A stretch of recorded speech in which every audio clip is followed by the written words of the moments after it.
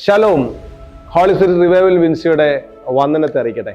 യേശു പറഞ്ഞൊരു ഏറ്റവും വലിയൊരു വാക്തത്വമാണ്. വാക്തത്വങ്ങൾ പ്രാപിക്കണമെന്ന് ദൈവം ഭയങ്കരമായിട്ട് ആഗ്രഹിക്കുന്നു. ഏറ്റവും വലിയ വാക്തത്വത്തെ കുറിച്ച് ഞാൻ നിങ്ങളോട് പറയട്ടെ. വാക്തത്വങ്ങളുടെ വാക്തത്വം അത് ഹോളി സ്പിരിറ്റ് ആണ്.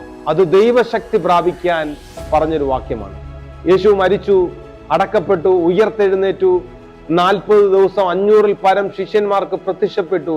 അവരോടെല്ലാം പറഞ്ഞൊരു കാര്യമുണ്ട്, നിങ്ങൾ എന്നോട് കേട്ട വാക്തത്വത്തിന് വേണ്ടി കാത്തിരിക്കുക.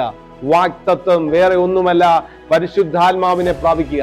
ആ ശിഷ്യന്മാരോട് പറഞ്ഞ ആ വചനമുണ്ടല്ലോ, നിങ്ങൾ എന്നോട് കേട്ടതിന് കാത്തിരിക്കുക.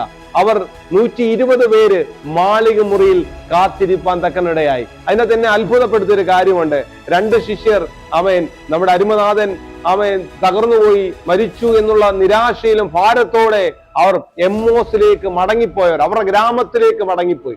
അവരെ വരെ കർത്താവിന്റെ സാന്നിധ്യം, കർത്താവ് അവരോട് കൂടെ ചെന്ന് അവരോട് പോലും അവർ ഉള്ളത്തെ കത്തിച്ച് വാക്തത്വങ്ങളിലേക്ക് അവരെ ഓടിച്ച് കയറ്റി അവർ പരിശുദ്ധാത്മാവിനെ പ്രാപിക്കുവാനിടയായി.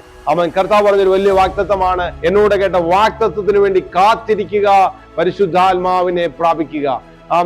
അത് അവരുടെ ജീവിതത്തിൽ 120 പേരിൽ വലിയ ഉണർവുകളുടെ ഇടയാകുവാനിടയായി. അങ്ങനെ അവർ ദൈവം പറഞ്ഞ ആക്സ് 1:8 അവരുടെ ലൈഫിൽ വെളിപ്പെട്ടു. സക്സസ് ആയൊരു ജീവിതം പരിശുദ്ധാത്മാവിൽ നയിക്കുവാൻ തന്റെ ശിഷ്യന്മാർക്കിടയായതുപോലെ എന്നെ കേൾക്കുന്ന സഹോദരങ്ങളെ, സക്സസ് ആയൊരു ജീവിതത്തിന് മാളിക മുറി നമുക്ക് വെളിപ്പെടട്ടെ. നമ്മുടെ വീടും ഒരു മാളിക മുറിയായി തീരട്ടെ. ദൈവസന്നിധിയിൽ വാക്തത്വത്തിന് വേണ്ടി ചോദിക്കുക, പരിശുദ്ധാത്മാവിനെ പ്രാപിക്കുക. ജയകരമായ ഒരു ജീവിതം നയിക്കുവാൻ പരിശുദ്ധാത്മാവ് നമ്മളെ സഹായിക്കും. യേശുവിൻ നാമത്തിൽ ആമേൻ.